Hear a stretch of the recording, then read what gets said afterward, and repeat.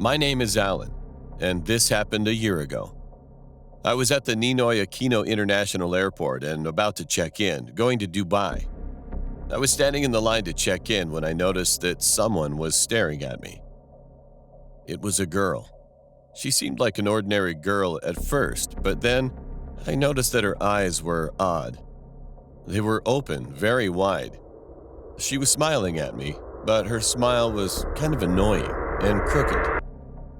I got creeped out, so after I was finished checking in, I quickly went through immigration and headed to the flight gates.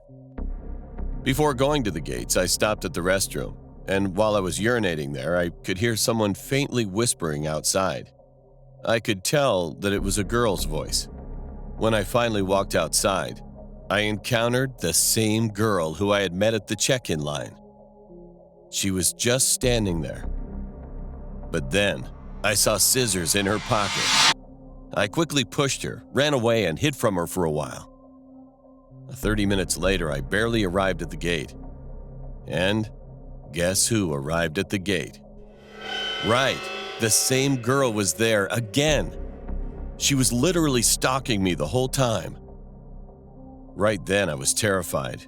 So when we started boarding, I made sure that I didn't make eye contact with her at all. Fortunately, my seat was apart from hers, so at least I felt a little relieved during the flight. But this story didn't end there. When I arrived in Dubai, I quickly got out of the airport and headed to the currency exchange counter.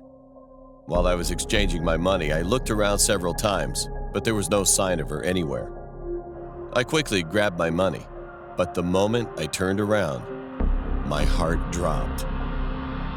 The same girl whom I'd met at the airport was there. She was staring at me, holding scissors. But this time, she started twitching bizarrely. Her smile became bigger and even scarier, and she was walking toward me, closer and closer. It was almost 2 a.m., and there was nobody else around in that area. I had no choice but to run. So I dashed quickly away and started searching for a taxi to get to the train station. Just then, I realized that the girl started to speed up to chase after me. Luckily, I narrowly found one taxi, and when I got in, it was a sigh of relief.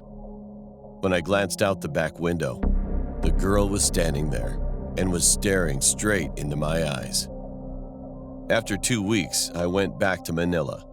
Of course, I didn't see her anymore after that night. However, the memory of that girl has been haunting me to this day. I haven't been able to forget her face.